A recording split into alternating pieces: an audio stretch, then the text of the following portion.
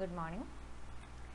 Okay, നമ്മൾ ഇന്ന് advanced micro കൺട്രോളേഴ്സിൻ്റെ paper start ചെയ്യാണ്. അപ്പം നിങ്ങൾ സിലബസ് കണ്ടു കാണും. സിലബസിൽ പിക്ക് 18F ഫാമിലിയാണ് നിങ്ങൾക്ക് പഠിക്കാനുള്ളത്. പിന്നെ ലാസ്റ്റ് മൊഡ്യൂളിൽ ആമം. അപ്പം അഡ്വാൻസ്ഡ് മൈക്രോ കൺട്രോളർ എന്ന് പറഞ്ഞാൽ അതിൻ്റെ ഒരു എക്സാമ്പിളായിട്ടാണ് നിങ്ങൾ പിക്ക് പഠിക്കുന്നത്. സോ അപ്പം നമ്മൾ അഡ്വാൻസ്ഡ് വേർഷനിലേക്ക് എത്തുന്നതിന് മുമ്പ് കുറച്ച് നമ്മൾ ആദ്യം ഒന്ന് മനസ്സിലാക്കിയിട്ട് അഡ്വാൻസിലേക്ക് പോകുമായിരിക്കും കുറച്ചും കൂടെ ബെറ്റർ. ദാറ്റ് മീൻസ് ഈ മൈക്രോ കൺട്രോളേഴ്സൊക്കെ ആദ്യം യൂസ് ചെയ്തിട്ടുണ്ടായിരുന്ന ഏർലി ഡേയ്സിൽ പ്രോസസ്സേഴ്സായിരുന്നു, മൈക്രോ പ്രോസസ്സേഴ്സായിരുന്നു. ദെൻ അതിനെ കുറച്ചും കൂടെ അഡ്വാൻസ്ഡ് വേർഷനായി കുറച്ചും കൂടെ ഫീച്ചേഴ്സൊക്കെ ആഡപ്പ് ചെയ്തിട്ട് കൺട്രോളേഴ്സ് വന്നു. കൺട്രോളേഴ്സിൽ പിന്നെ പെരിഫറൽ ഇൻ്റർഫേസ് കൺട്രോളേഴ്സ് വന്നു. അങ്ങനെ എത്തിയതാണ് നമ്മുടെ പിക്ക്. സോ നിങ്ങൾ മെജോറിറ്റി ആൾക്കാരും കുറച്ചൊക്കെ പഠിച്ചിട്ടുണ്ടെന്ന് വിചാരിക്കുന്നു. കുറച്ച് മൈക്രോ പ്രോസസ്സേഴ്സിനെ കുറിച്ചും 8051 കൺട്രോളർ എല്ലാവരും പഠിച്ചിട്ടുണ്ടാവും. ഓക്കെ, അപ്പോൾ നിങ്ങൾക്ക് എന്താണ് പ്രോസസ്സർ അല്ലെങ്കിൽ എന്താണ് കൺട്രോളർ എന്നൊരു ഐഡിയ ഉണ്ടെന്ന് വിചാരിക്കണം. ആൻഡ് നമ്മൾ സിംപ്ലി അതൊന്നും കൂടെ ഒന്ന് എക്സ്പ്ലെയിൻ ചെയ്യാൻ പോവാണ്. Okay, so first of all എന്താണ് ഒരു മൈക്രോ പ്രോസസ്സർ എന്ന് പറയുന്നത്? സിംപ്ലി പറയുകയാണെങ്കിൽ ഒരു കുഞ്ഞ് മിനിയേച്ചർ ഇലക്ട്രോണിക്സ് ഡിവൈസാണ് നമ്മുടെ ഈ മൈക്രോ പ്രോസസ്സർ എന്ന് പറയുന്നത്. ഒരു കമ്പ്യൂട്ടറിൻ്റെ CPU പോലെ ഫങ്ഷനിങ് ചെയ്യുന്ന ഒരു ചെറിയ മിനിയേച്ചർ ഡിവൈസ്. അപ്പം അതിൽ ഏറ്റവും ബേസിക് ആയിട്ടുള്ള കുറച്ച് കാര്യങ്ങളൊക്കെ ആ പ്രോസസ്സർ ചെയ്യുന്നത്, ലൈക്ക് അതിൽ കുറച്ച് അരിതമെറ്റിക് ഓപ്പറേഷൻസ് അല്ലെങ്കിൽ ലോജിക്കൽ ഓപ്പറേഷൻസ്, അതായത് ആ പ്രോസസ്സറിനുള്ളിൽ ഒരു ഡാറ്റ നമ്മൾ കൊടുക്കുകയാണെങ്കിൽ ആ ഡാറ്റാസിൻ്റെ മുകളിൽ അരിതമെറ്റിക് ആൻഡ് ലോജിക്കൽ ഓപ്പറേഷൻസ് ഒക്കെ നടത്തി അതിന് ഒരു കറസ്പോണ്ടിങ് ആയിട്ടൊരു റിസൾട്ട്സ് പ്രൊഡ്യൂസ് ചെയ്യാൻ പറ്റും. അത്ര കുഞ്ഞു കുഞ്ഞു കാര്യങ്ങൾ ചെയ്യുന്ന ഒരു miniature electronic device, suppose A miniature CPU, അതിനെയാണ് നമ്മൾ കൈൻഡ് ഓഫ് CPU, അതിനെയാണ് നമ്മൾ മൈക്രോ പ്രോസസ്സർ എന്ന് പറയുന്നത്. ഈ മൈക്രോ പ്രോസസ്സേഴ്സിൽ കുറേ വേർഷൻസ് ഉണ്ട്. 8085, 8086, then 80286, 386, 486, ഇങ്ങനെ പല പല മൈക്രോ പ്രോസസ്സേഴ്സിൻ്റെ ICs ഉണ്ട്. ഐ ഹോപ്പ് നിങ്ങളെല്ലാവരും ICs കണ്ട് ഫെമിലറൈസ് ചെയ്തിട്ടുള്ള ആൾക്കാരാണെന്ന് വിചാരിക്കുന്നു. അപ്പം ഈ ഞാനിപ്പോൾ പറഞ്ഞ വേർഷൻസൊക്കെ ഇല്ലേ, അതൊക്കെ നിങ്ങൾ ഇലക്ട്രോണിക്സ് പഠിച്ചവർ 8085 പഠിച്ചിട്ടുണ്ടാവും. ഇല്ലാത്തവരുടെ ഒരു ശ്രദ്ധയ്ക്ക് പറയുകയാണ്, ഇപ്പം 8085 എന്ന് പറയുന്നത് ഞാനിപ്പോൾ പറഞ്ഞ മൈക്രോ പ്രോസസ്സറിൻ്റെ ഒരു എക്സാമ്പിൾ IC ആണ്. ആ IC എന്ന് പറയുന്നത് 40 പിന്നുള്ള ഒരു ഡുവൽ ഇൻലൈൻ പാക്കേജ് IC. നിങ്ങൾ കണ്ടിട്ടില്ല എന്നുണ്ടെങ്കിൽ ഇനി നിങ്ങൾ ലാബ് ചെയ്യുമ്പം നിങ്ങൾക്ക് കാണിച്ചു തരാവുന്നതേ ഉള്ളൂ. ഓക്കെ, അപ്പോൾ ഇവിടെ നമ്മുടെ മൈക്രോ പ്രോസസ്സറിനെ ജനറൽ പേർപ്പസ് മൈക്രോ പ്രോസസ്സർ എന്നാണ് എഴുതിയിട്ടുള്ളത്. അതിൻ്റെ റീസൺ ഞാനിപ്പോൾ പറഞ്ഞ കാര്യങ്ങൾ കൂടെയാണ്. അതായത് ബേസിക് ഒരു CPUവിൻ്റെ ഫങ്ഷനിങ് ആണ് ഇത് ചെയ്യുന്നത്. അതിൽ സ്പെഷ്യലായിട്ട് ആക്ടിവിറ്റീസ് ഒന്നും നടക്കുന്നില്ല, ബേസിക് കുറച്ച് ആക്ടിവിറ്റീസ്. അപ്പം ആ ഒരു IC വെച്ചിട്ട് നമുക്ക് വേറെ പല പല എന്താ പറയുക ഫങ്ഷനിങ്ങിൻ്റെ കോറായിട്ട് അല്ലെങ്കിൽ സെൻറ്ററായിട്ട് ജനറലി നമുക്ക് യൂസ് ചെയ്യാൻ പറ്റും. അതുകൊണ്ടാണ് ഇതിനെ ജനറൽ പേർപ്പസ് മൈക്രോ പ്രോസസ്സർ എന്ന് പറയുന്നത്. And next is our controller അല്ലെങ്കിൽ മൈക്രോ കൺട്രോളർ. അപ്പം മൈക്രോ കൺട്രോളർ എന്ന് പറഞ്ഞാൽ ഈ പ്രൊസസ്സറിനേക്കാളും കുറച്ചും കൂടെ അഡ്വാൻസ്ഡ് ആയിട്ടുള്ളതാണ്. ദാറ്റ് മീൻസ് പ്രൊസസ്സറിൽ നമ്മൾ ഓൺലി ബേസിക് CPU മാത്രം എന്ന് പറഞ്ഞു അല്ലേ. അപ്പം കൺട്രോളറിലെത്തുമ്പം ആ CPU ഉണ്ട്, അതായത് കൺട്രോളറിൻ്റെ ഉള്ളിൽ CPU ഉണ്ട്. ദാറ്റ് മീൻസ് അവിടെ ഒരു പ്രൊസസ്സർ ഉണ്ട്, പ്ലസ് അതിൻ്റെ കൂടെ കുറച്ച് RAM മെമ്മറി, കുറച്ച് ROM മെമ്മറി ആൻഡ് കുറച്ച് input output devices, IO ports, അതുപോലെ ഒരു ടൈമിംഗ് ഡിവൈസ് അല്ലെങ്കിൽ സീരിയൽ കമ്മ്യൂണിക്കേഷനുള്ള പോർട്സ്. ഇങ്ങനെ CPUവിൻ്റെ കൂടെ കുറച്ച് എക്സ്ട്രാ നമുക്ക് ആവശ്യം വരുന്ന ബേസിക് അഡീഷൻസ് കൂടെ ചേർന്ന ഒരു ഒറ്റ IC അല്ലെങ്കിൽ ഒരു മിനിയേച്ചർ IC ആണ് നമ്മൾ കൺട്രോളറായിട്ട് പറയുന്നത്.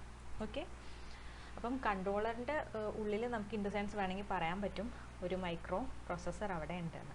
അപ്പം ഈ സ്ലൈഡിൽ നിങ്ങൾക്ക് ബേസിക് ആയിട്ടുള്ള പ്രോസസ്സറിൻ്റെയും കൺട്രോളറിൻ്റെയും കുഞ്ഞൊരു ബ്ലോക്ക് കൊടുത്തിട്ടുണ്ട്. അപ്പം the first one is micro processor. Micro processor എന്ന് പറഞ്ഞാൽ ഓൺലി CPU മാത്രമായിട്ടാണ്. ആൻഡ് ആ പ്രോസസ്സറിന് വർക്ക് ചെയ്യണമെങ്കിൽ നമുക്ക് വേണമെങ്കിൽ എക്സ്റ്റേണലായിട്ട് ആ ICൻ്റെ കൂടെ തന്നെ കുറച്ച് ഫങ്ഷനിങ് വേറെ എന്തെങ്കിലും ഫങ്ഷനിങ് ചെയ്യണമെങ്കിൽ ആ ഐ സിൻ്റെ കൂടെ എക്സ്ട്രാ എക്സ്റ്റേണൽ അതർ ചിപ്സ് നമുക്ക് യൂസ് ചെയ്യേണ്ടി വരും. ലൈക്ക് വൈസ് റാമിൻ്റെ ചിപ്പ് വേണം, റോമിൻ്റെ ചിപ്പ് വേണം, IO പോർട്സിൻ്റെ ചിപ്പ് വേണം, അതുപോലെ ടൈമിംഗ് ആക്ഷൻസ് പെർഫോം ചെയ്യാൻ ടൈമേഴ്സിൻ്റെ ചിപ്സ് വേണം, ആൻഡ് സീരിയൽ കമ്മ്യൂണിക്കേഷൻ പോസിബിൾ ആക്കണമെങ്കിൽ അതിൻ്റെ പോർട്ടിൻ്റെ ചിപ്സ് വേണം. അപ്പം ഒരു മൈക്രോ പ്രോസസ്സറിൽ ഒരു CPU മാത്രമാണ്. അപ്പോൾ ഇതിന് വേറെ വേറെ ഫങ്ഷനിങ് ചെയ്യണമെങ്കിൽ അതിന് സപ്പോർട്ടിങ് ICസിൻ്റെ ആവശ്യമുണ്ട്. ആ സപ്പോർട്ടിങ് ICs ആണ് നമ്മളെ ഇവിടെ ഈ റാം, റോം, IO, ടൈമർ, സീരിയലൊക്കെ പറയുന്നത്. ഇനി നെക്സ്റ്റ് നമ്മുടെ കൺട്രോളറിൻ്റെ ബ്ലോക്ക് നോക്കിയാൽ നിങ്ങൾക്ക് കാണാൻ പറ്റും. ബ്ലോക്കിൻ്റെ ഉള്ളിൽ, ദാറ്റ് മീൻസ് കൺട്രോളറിൻ്റെ ഉള്ളിൽ ഈ പറഞ്ഞ എല്ലാം നമ്മളെ പ്രൊസസ്സറിൻ്റെ കേസിൽ എക്സ്റ്റേണലായിട്ട് ICs യൂസ് ചെയ്യേണ്ട കാര്യങ്ങളെല്ലാം ഇൻബിൽഡ് ആയിട്ട് തന്നെ കൺട്രോളർ ICൻ്റെ ഉള്ളിലുണ്ട്.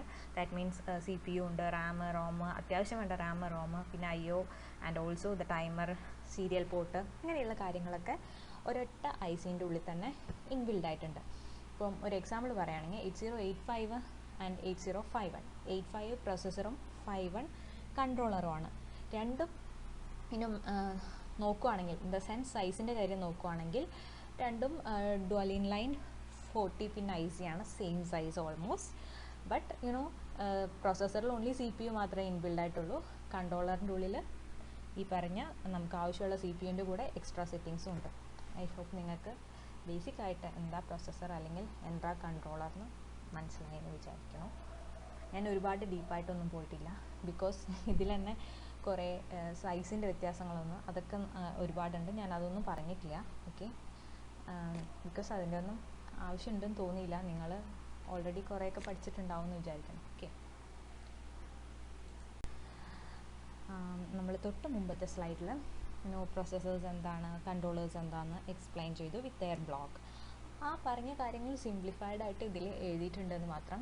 ഒരു പ്രോസസ്സർ എന്ന് പറഞ്ഞാൽ it's only CPU, miniature CPU. അതിൽ റാമില്ല, റോമില്ല, IO പോർട്സ് ഇല്ല, ടൈമേഴ്സ്, അങ്ങനെയുള്ള എക്സ്റ്റേണൽ കാര്യങ്ങളൊന്നുമില്ല. ഒരൊറ്റ CPUൻ്റെ IC സെക്ഷൻ മാത്രമേ ഉണ്ടാവുള്ളൂ. അപ്പം ആ സെൻട്രൽ സെക്ഷൻ നമുക്ക് പല പല ആവശ്യങ്ങൾക്കായിട്ട് കോമൺ ആയിട്ട് യൂസ് ചെയ്യാൻ പറ്റുന്നതുകൊണ്ട് നമ്മളതിനെ general purpose processors, micro processors എന്ന് പറയുന്നത്. ആൻഡ് കൺട്രോളേഴ്സ് ആകുമ്പം അതർ സൈഡിൽ നോക്കുകയാണെങ്കിൽ അതിൻ്റെ ഉള്ളിൽ CPU ഉണ്ട്, നമുക്ക് അത്യാവശ്യത്തിന് വേണ്ട RAM, ROM, IO ports and timers, other peripherals ഏതൊക്കെയാണ് നമുക്ക് ആവശ്യം, ഇതെല്ലാം ഓൾമോസ്റ്റ് ഒരൊറ്റ ചിപ്പിൽ ഇൻബിൽഡ് ആയിട്ട് ഉണ്ടാവും. അപ്പം ശരിക്കും പറയുകയാണെങ്കിൽ സൈസ് വെച്ച് നോക്കുകയാണെങ്കിൽ മൈക്രോ പ്രോസസ്സർ എന്ന് പറയുന്നത് നമ്മളൊരു സർക്യൂട്ടിൽ യൂസ് ചെയ്യുമ്പോൾ കുറച്ചും കൂടെ ബൾക്കി ആയിരിക്കും. ബിക്കോസ് അതിന് കുറച്ചും കൂടെ മോർ സ്പേസ് ആവശ്യം വരും. ഞാൻ തൊട്ട് മുമ്പേ പറഞ്ഞായിരുന്നു, ഫോർ എക്സാമ്പിൾ 8085ൻ്റെ പ്രോസസ്സറും 8051ൻ്റെ കൺട്രോളറും സെയിം സൈസുള്ള, ഓൾമോസ്റ്റ് സെയിം സൈസുള്ള 40 പിൻ IC ആണ്. അപ്പം ഒരു IC യൂസ് ചെയ്തിട്ട് ഉള്ള ഒരു പ്രോസസ്സർ വർക്ക് ചെയ്യണമെന്നുണ്ടെങ്കിൽ ആ ICൻ്റെ കൂടെ എക്സ്ട്രാ റാമിൻ്റെ IC വേണം, റോമിൻ്റെ IC വേണ്ടി വരും, IO പോർട്സിൻ്റെ IC വേണ്ടി വരും, ടൈമർ, സീരിയൽ കമ്മ്യൂണിക്കേഷൻ, ഇതിൻ്റെയൊക്കെ എക്സ്ട്രാ ICs വേണ്ടി വരും, പ്ലസ് നമ്മുടെ CPU പ്രോസസ്സർ IC. അപ്പം നോക്കുമ്പം ഇതെല്ലാം കൂടെ ഓക്യുപ്പൈ ചെയ്യാൻ വേണ്ടിയിട്ട് കുറച്ച് കൂടുതൽ സ്പേസ് ആവശ്യമാണ്. അതുകൊണ്ടാണ് നമ്മളതിനെ ബൾക്കിയർ ആണെന്ന് പറയുന്നത് compared to micro controller. Because micro കൺട്രോളറിൻ്റെ ഒരൊറ്റ ICൻ്റെ ഉള്ളിൽ ഈ കാര്യങ്ങളെല്ലാം ഇൻബിൽഡ് ആയിട്ടുണ്ട്. ഇനി സെക്കൻഡ് ഒരു കാര്യം പറയുകയാണെങ്കിൽ പ്രോസസ്സർ കുറച്ചും കൂടെ കോസ്റ്റ്ലി ആയിട്ട് വരുന്നു. ബിക്കോസ് ഇതെല്ലാം എക്സ്ട്രാ നമുക്ക് ആഡപ്പ് ചെയ്യാൻ വരുന്നുണ്ട് കമ്പയർഡ് ടു കൺട്രോളേഴ്സ്. ഓക്കെ, അപ്പം ഇത്രയേ ഉള്ളൂ ബേസിക് പ്രോസസ്സേഴ്സിൻ്റെയും കൺട്രോളേഴ്സിൻ്റെയും difference. Next we are going to discuss about the microcontrollers in embedded system. Okay, അപ്പോൾ എന്താണ് ഒരു embedded system എന്ന് പറഞ്ഞാൽ? സിംപ്ലി പറയുകയാണെങ്കിൽ it's A system which control some machines, equipments. For that control there is some microcontrollers within that system. That means ഒരു embedded systemത്തിൻ്റെ ഉള്ളിൽ നമുക്ക് കുറേ മൈക്രോ കൺട്രോളേഴ്സോ അല്ലെങ്കിൽ മൈക്രോ പ്രോസസ്സേഴ്സോ ഉണ്ട്. ഈ കൺട്രോളേഴ്സ് അല്ലെങ്കിൽ പ്രോസസ്സേഴ്സിനെ വെച്ചിട്ട് ഓരോരോ മെഷീൻസിൻ്റെ ഫങ്ഷൻസ് അല്ലെങ്കിൽ ആക്ടിവിറ്റീസൊക്കെ കൺട്രോൾ ചെയ്യുക, അങ്ങനത്തെ കോർഡിനേറ്റ് ചെയ്യുക, ഈ കാര്യങ്ങളൊക്കെയാണ് ചെയ്യുന്നതാണ് എംബഡഡ് സിസ്റ്റം എന്ന് പറയുന്നത്. ബേസിക്കലി സിംപ്ലി പറയുകയാണെങ്കിൽ നിങ്ങൾ ഇപ്പം കാണുന്ന ഓൾമോസ്റ്റ് എല്ലാം നിങ്ങളുടെ ചുറ്റിലും യൂസ് ചെയ്യുന്ന most of the electronic devices നമുക്ക് എംബഡഡ് സിസ്റ്റത്തിൻ്റെ കാറ്റഗറി പെടുത്താം. ഫ്രം വീട്ടിലെ കാര്യങ്ങൾ അല്ലെങ്കിൽ ഓഫീസിൽ ഫോർ എക്സാമ്പിൾ പറയുകയാണെങ്കിൽ fridge, washing machine, smart TV, smart phones, ഇതെല്ലാം എംബഡഡ് സിസ്റ്റത്തിന് എക്സാമ്പിളാണ്. ഇതിനെക്കുറിച്ച് ഡീപ്പായിട്ടൊന്നും ഞാൻ പറയുന്നില്ല, ബിക്കോസ് നിങ്ങൾക്ക് എംബഡഡ് സിസ്റ്റത്തിൻ്റെ ഒരു പേപ്പർ തന്നെ പഠിക്കാനുണ്ട്. So you will discuss all these things about the. ഇനി നമ്മളിവിടെ ജസ്റ്റ് ഒന്ന് പറയുന്നുണ്ടെന്ന് വെച്ച് കഴിഞ്ഞാൽ എംബഡഡ് സിസ്റ്റത്തിൻ്റെ ഉള്ളിൽ ഞാൻ പറഞ്ഞല്ലോ പ്രൊസസ്സേഴ്സോ അല്ലെങ്കിൽ കൺട്രോളേഴ്സോ എന്നാണ് നമ്മൾ വൈഡ്ലി യൂസ് ചെയ്യുക. അപ്പം ഒരു എക്സാമ്പിൾ പറയുകയാണെങ്കിൽ ഇപ്പം വാഷിംഗ് മെഷീൻ്റെ ഒരു കേസ് എടുക്കുകയാണെന്ന് വെച്ചാൽ അതിൻ്റെ ഉള്ളിൽ പല പല ഇപ്പം വരുന്നതൊക്കെ ഫുള്ളി ഓട്ടോമാറ്റിക് വാഷിംഗ് മെഷീൻസിൽ പല പല സെറ്റിങ്സ് ഉണ്ട്. വാട്ടർ ലെവൽ സെറ്റ് ചെയ്യാം, ഏതൊക്കെ മോഡിൽ വാഷ് ചെയ്യാം, ദാറ്റ് മീൻസ് ക്വിക്ക് വാഷ് ആണോ അല്ലെങ്കിൽ what kind of cloth you prefer, അതിൻ്റെ കുറേ ചോയ്സസ് ഉണ്ട്.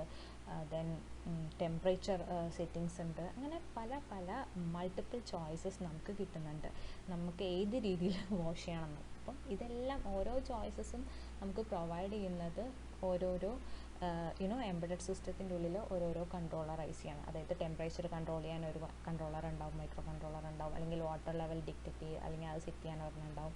അതുപോലെ ഏത് മോഡിൽ നമുക്ക് നമ്മുടെ ക്ലോത്ത്സ് വാഷ് ചെയ്യണം അത് പ്രിഫർ ചെയ്യാൻ വേണ്ടിയിട്ട് കൺട്രോളർ ഉണ്ടാവും. അപ്പം നമ്മൾ ശരിക്കും പറയുകയാണെങ്കിൽ നമ്മുടെ വീട്ടിലുള്ള ഒരു വാഷിംഗ് മെഷീൻ എന്ന് പറയുന്നത് ഒരു എംബഡഡ് സിസ്റ്റമാണ്. അതിൻ്റെ ഉള്ളിൽ മൾട്ടിപ്പിൾ കൺട്രോളേഴ്സ് ഉണ്ടാവും.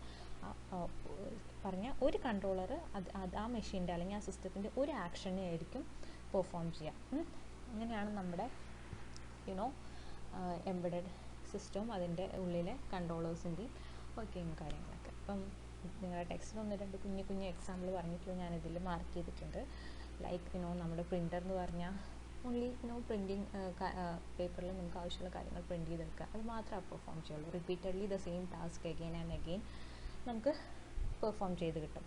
അപ്പം ഒരൊറ്റ കൺട്രോളർ യൂസ് ചെയ്താൽ ആ എംബഡഡ് സിസ്റ്റത്തിൻ്റെ ഉള്ളിൽ ഓൺലി നമുക്ക് ഒരൊറ്റ ടാസ്ക് പെർഫോം ചെയ്യാൻ പറ്റും. അപ്പോൾ ഓൺലി ഒരൊറ്റ ടാസ്ക് പെർഫോം ചെയ്യാവുന്നതുകൊണ്ട് തന്നെ അതിൻ്റെ ഉള്ളിലാകെ വൺസ് ഓൺലി ഒരിക്കൽ ഒരു ആപ്ലിക്കേഷൻ സോഫ്റ്റ്വെയർ ആയിരിക്കും ആ ഒരു കൺട്രോളറിൽ ഉണ്ടാവുക. അപ്പോൾ അതിനനുസരിച്ചിട്ട് ഒരൊറ്റ ടാസ്ക് മാത്രമായിരിക്കും ഒരു കൺട്രോളർ അല്ലെങ്കിൽ ഒരു പ്രോസസ്സർ ഒരു എംബഡഡ് സിസ്റ്റത്തിന് പ്രൊവൈഡ് ചെയ്യുന്നത്. ഓക്കെ.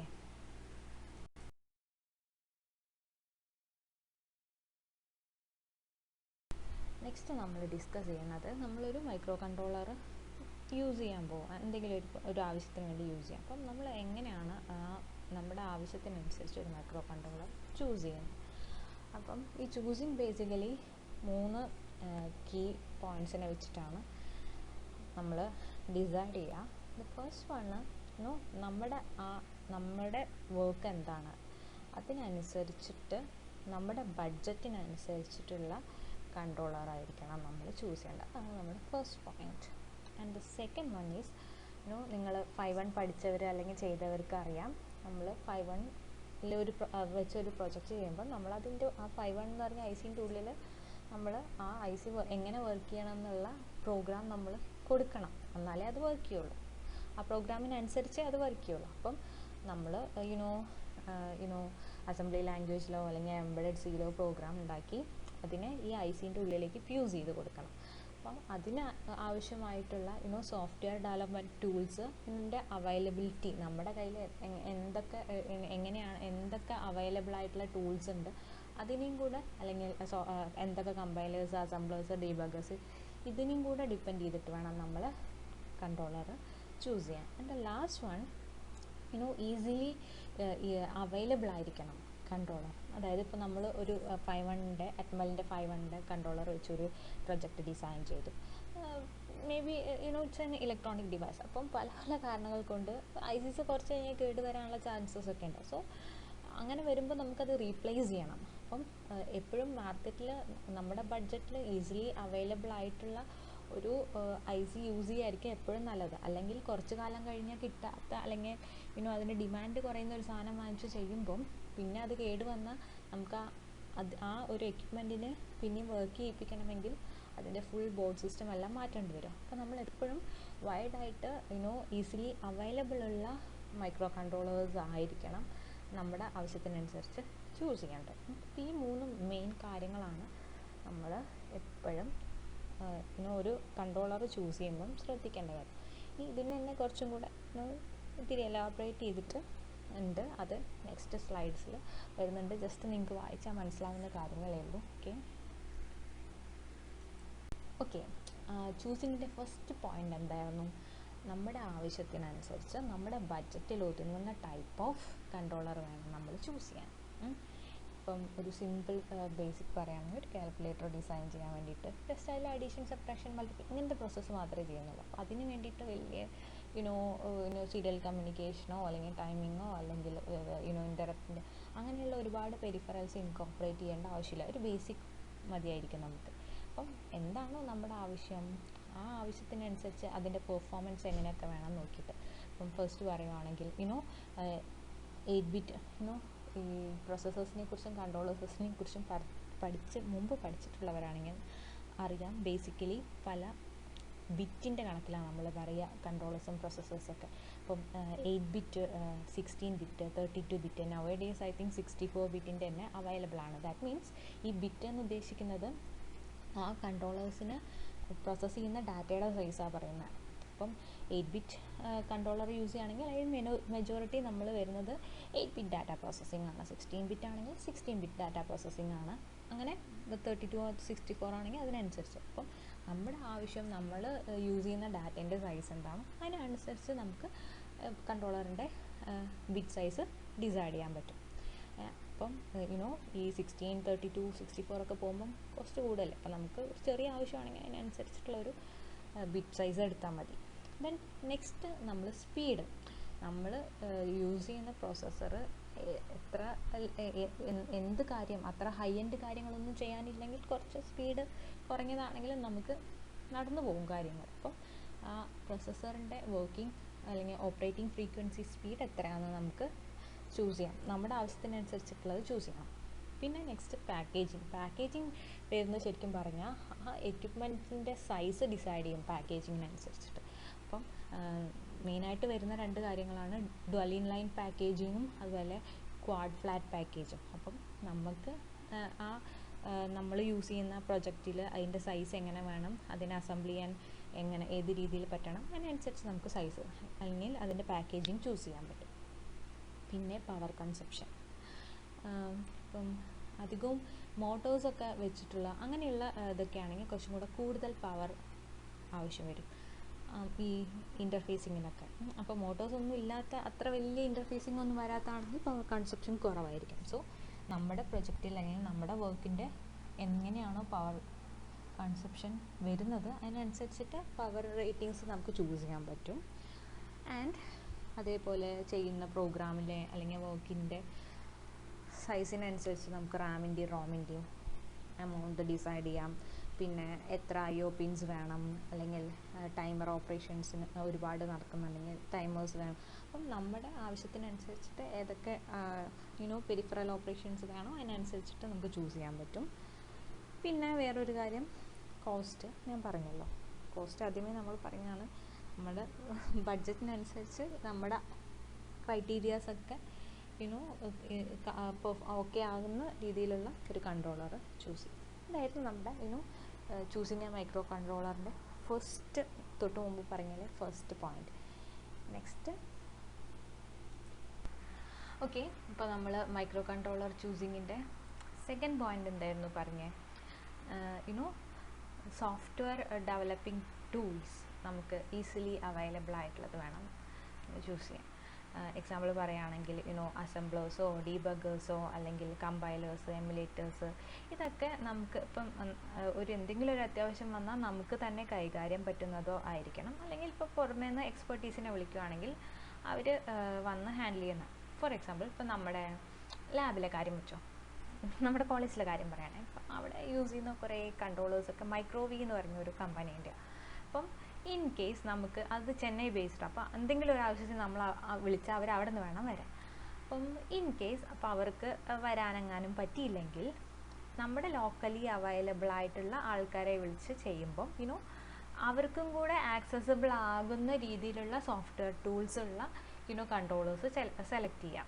അത്രേ ഉദ്ദേശിക്കുന്നുള്ളൂ. ഇപ്പോൾ ഒരു ഓതറൈസ്ഡ് കമ്പനിയുടെ കയ്യിൽ മാത്രമുള്ളൊരു ടൂളാണെങ്കിൽ അതിൻ്റെ എന്തെങ്കിലും ഒരു ആവശ്യത്തിന് അല്ലെങ്കിൽ സോഫ്റ്റ്വെയർ ഇഷ്യൂസ് എന്തെങ്കിലും വന്നാൽ അവർ തന്നെ ചെയ്യേണ്ടി വരും, ഇല്ലേ? നമുക്കൊന്നും ചെയ്യാൻ പറ്റില്ല. അതിനുവേണ്ടി നമ്മൾ ഒരുപാട് ടൈം വേസ്റ്റ് ചെയ്യേണ്ടി വരും. അപ്പം നമുക്ക് അടുത്ത് അവൈലബിൾ ആയിട്ടുള്ള ഈസി ഹാൻഡ്ലിംഗ് ആയിട്ടുള്ള software tools, developing tools use ചെയ്യാവുമ്പോൾ കുറച്ചും കൂടെ നമുക്ക് എളുപ്പമാണ്. ആൻഡ് ദ തേർഡ് വൺ ഞാൻ പറഞ്ഞല്ലോ, ആ യൂസ് ചെയ്യുന്ന IC അല്ലെങ്കിൽ കൺട്രോളർ ഓൾവേസ് റെഡിലി അവൈലബിൾ ആയിരിക്കണം മാർക്കറ്റിൽ. ഇപ്പോൾ മാത്രമല്ല ഫ്യൂച്ചറിലും അവൈലബിൾ ആയിരിക്കണം. എന്നാൽ മാത്രമേ നമുക്ക് ഇൻ കേസ് എന്തെങ്കിലും പ്രശ്നം വന്നാൽ we can replace that. Otherwise we need to change the entire system അല്ലേ. അപ്പം ഇപ്പോൾ ഇതിൽ ഒരു എക്സാമ്പിൾ പറഞ്ഞിട്ടുള്ള നമ്മുടെ 8051 ആണ് ഇപ്പം ലാർജ്ലി മാർക്കറ്റ് ചെയ്യുന്ന 8-bit കൺട്രോളർ എന്ന് പറയുന്നത്. അത് ആദ്യം തുടങ്ങിയത് ശരിക്കും originally it's developed by Intel ആണെങ്കിൽ കൂടെ ഇപ്പം ഒരുപാട് ഡിഫറെൻറ്റ് കമ്പനീസ് 8051s മാർക്കറ്റിൽ ഇറക്കുന്നുണ്ട്. അതിൽ കുറച്ച് എക്സാമ്പിൾസ് നിങ്ങൾ പ്രൊജക്റ്റ് ചെയ്തവർക്കറിയാം. മെജോറിറ്റി ആൾക്കാരും അറ്റ്മലിൻ്റെ 8051 ആയിരിക്കും ചെയ്തിട്ടുണ്ടാവുക. അതുപോലെ ഫിലിപ്സിൻ്റെ, ഡെല്ലാസിൻ്റെ, അങ്ങനെ പല കമ്പനീസിൻ്റെ 8051s ഇപ്പം അവൈലബിൾ ആണ് മാർക്കറ്റിൽ. ഓക്കെ, ഇത്രയാണ് നമ്മൾ ഒരു കൺട്രോളർ ചൂസ് ചെയ്യുമ്പോൾ ശ്രദ്ധിക്കേണ്ട കാര്യങ്ങൾ. ഇതൊക്കെ പറയുന്നത് ജസ്റ്റ് നിങ്ങൾ ഒരു ഇൻട്രഡക്ഷൻ പോലെ. ഇതൊക്കെ ശരിക്കും പറഞ്ഞാൽ ഇത്ര ഡീറ്റെയിൽ ആയിട്ട് പറയേണ്ടി വരില്ലായിരുന്നു. നിങ്ങളെല്ലാവരും ബേസിക്കലി ഇലക്ട്രോണിക്സ് കഴിഞ്ഞ് വരുന്നവരാണെങ്കിൽ പിക്ക് ഡയറക്റ്റ് തുടങ്ങുന്നതിന് മുമ്പ് ഒരു ഇൻട്രോ പോലെ എല്ലാതും പറഞ്ഞു എന്ന് മാത്രമാണ് കേട്ടോ. ഓക്കെ, നമ്മൾ ഇത്ര നേരം നമ്മുടെ ഒരു ഇൻട്രൊഡക്ഷൻ പോലെ മൈക്രോ പ്രോസസ്സേഴ്സ്, കൺട്രോളേഴ്സ്, അതുപോലെ എംബഡഡ് സിസ്റ്റംസ് ആൻഡ് എംബഡഡ് സിസ്റ്റത്തിൽ പ്രോസസ്സേഴ്സ് ഓർ കൺട്രോളേഴ്സ് യൂസ് ചെയ്യുന്നത്, ആൻഡ് അതേപോലെ നമുക്ക് എന്തെങ്കിലും ഒരു കൺട്രോളർ എന്തെങ്കിലും പ്രൊജക്റ്റിൻ്റെ ആവശ്യത്തിന് അല്ലെങ്കിൽ എന്തെങ്കിലും ആവശ്യത്തിന് ചൂസ് ചെയ്യണമെങ്കിൽ ഹൗ ടു ചൂസ്, ഇങ്ങനെയുള്ള കാര്യങ്ങളൊക്കെ പറഞ്ഞു. ഇനിയാണ് നമ്മുടെ മെയിൻ കാര്യത്തിലേക്ക് പോകുന്നത്, പിക്ക് മൈക്രോ കൺട്രോളേഴ്സിലേക്ക്. സോ ഈ പറഞ്ഞല്ലോ പ്രോസസ്സേഴ്സിൻ്റെ കുറച്ചും കൂടെ എക്സ്റ്റെൻഡഡ് വേർഷനായിട്ട് കൺട്രോളേഴ്സ് വന്നു. കൺട്രോളേഴ്സിൽ തന്നെ കുറച്ചും കൂടെ അഡ്വാൻസ്ഡ് ആയിട്ടുള്ള ഇതാണ് നമ്മുടെ പിക്ക് മൈക്രോ കൺട്രോളേഴ്സ്. ഓൾമോസ്റ്റ് 1976 ആ ടൈമിലാണ് ഫസ്റ്റായിട്ട് ഇതൊക്കെ ഇൻട്രൊഡ്യൂസ് ചെയ്ത് വന്നിട്ടുള്ളത്. ആൻഡ് ഈ പിക്ക് എന്ന് പറഞ്ഞാൽ അതിൻ്റെ ഫുൾ ഫോം എന്ന് പറയുന്നത് പെരിഫറൽ ഇൻ്റർഫേസ് കൺട്രോളർ എന്നായിരുന്നു.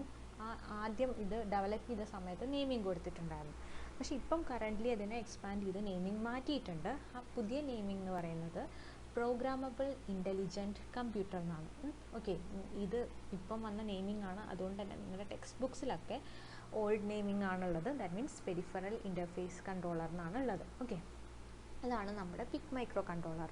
അപ്പം ആസ് എ മൈക്രോ കൺട്രോളറിൻ്റെ പോലെ തന്നെ ഈ പിക്ക് കൺട്രോളറിൻ്റെ ഉള്ളിലും അതിൻ്റെ CPU ഉണ്ട്, പിന്നെ RAM, ROM and IO pods, timers, ADCs, interface control means interrupt controllers, serial communication ports, അങ്ങനെ ഓൾമോസ്റ്റ് ആവശ്യം വേണ്ട എല്ലാ പെരിഫറൽ എക്യുപ്മെൻറ്റ്സിൻ്റെ കണക്ഷന് വേണ്ടിയിട്ടുള്ള എല്ലാ പാർട്സും ഇൻബിൽഡ് ആയിട്ട് വരുന്ന കൺട്രോളറാണ് നമ്മുടെ പിക്ക് കൺട്രോളർ എന്ന് പറയുന്നത്. പല സൈസിൽ അവൈലബിൾ ആണ്. That means 8-bit, 16-bit, 32-bit, അങ്ങനെ പല സൈസിലുള്ള കൺട്രോളേഴ്സ് ഇപ്പോൾ അവൈലബിൾ ആണ്. ആൻഡ് ആദ്യം അതായത് ഈ പിക്ക് ഡെവലപ്പ് ചെയ്ത് വന്ന സമയത്ത് അതിൽ യൂസ് ചെയ്തിട്ടുണ്ടായിരുന്ന അധികവും നോർമൽ പ്രോംസോ അല്ലെങ്കിൽ പ്രോംസ് മെമ്മറീസാണ് യൂസ് ചെയ്തിട്ടുണ്ടായിരുന്നത് പ്രോഗ്രാമിംഗ് സെക്ഷന് വേണ്ടിയിട്ട്.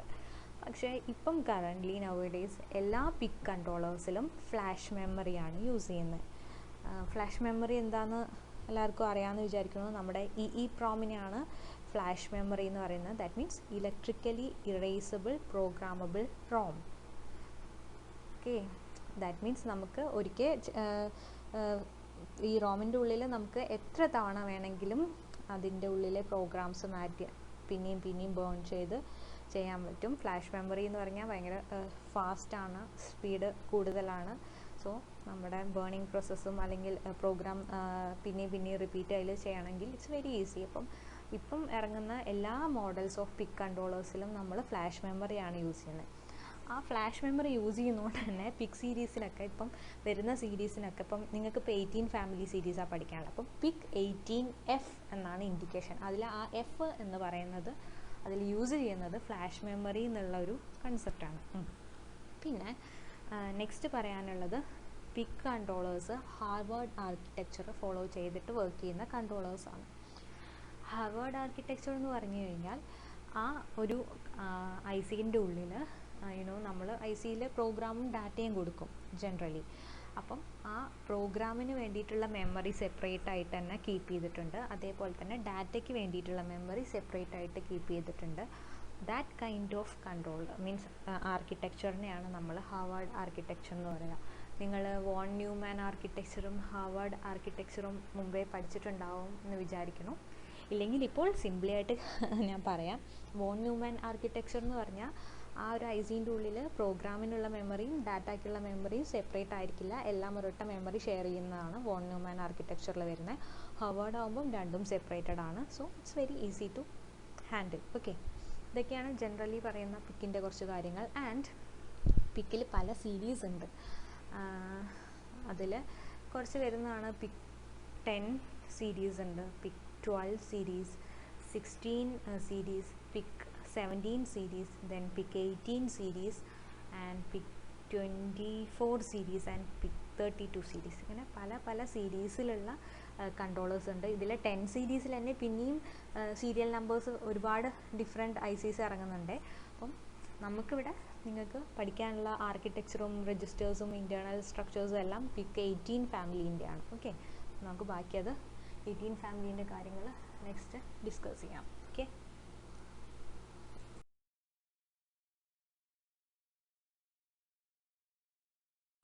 നെക്സ്റ്റ് പിക്ക് 18 ഫാമിലീൻ്റെ ഫീച്ചേഴ്സാണ് പറയുന്നത്. സോ പിക്ക് 18 ഫാമിലി നേരത്തെ പറഞ്ഞ പോലെ തന്നെ ഫ്ലാഷ് മെമ്മറിയാണ്, അതുപോലെ ഹാർവാർഡ് ആർക്കിടെക്ചർ ഫോളോ ചെയ്യുന്നതാണ്.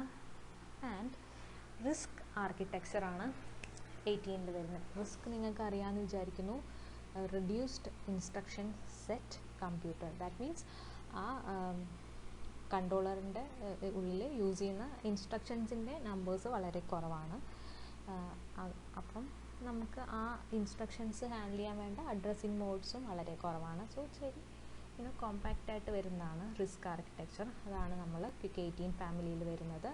പിന്നെ ഫാമിലിയിൽ 18 ഫാമിലിയിൽ അതിൻ്റെ ഓൺ ചിപ്പ് പ്രോം ഉണ്ട്, ദെൻ ഡാറ്റ റാം ഉണ്ട്, ഡാറ്റ ഇഇ പ്രോം ആണ് ഫ്ലാഷ് എന്ന് പറഞ്ഞില്ലായിരുന്നു. സോ ഡാറ്റ ഇഇ പ്രോം ഉണ്ട്. പിന്നെ അതിന് വേണ്ട peripherals like timers, ADCs and USART എന്ന് പറഞ്ഞാൽ സീരിയൽ കമ്മ്യൂണിക്കേഷന് വേണ്ടിയിട്ടുള്ള പോർട്ടാണ്.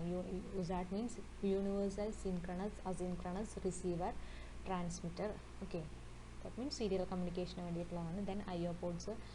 അങ്ങനെ ഒട്ടുമിക്ക ആവശ്യം വേണ്ട എല്ലാ കാര്യങ്ങളും ഇൻബിൽഡ് ആയിട്ട് വരുന്നതാണ് നമ്മുടെ പിക്ക് 18 ഫാമിലി എന്ന് പറയുന്നത്.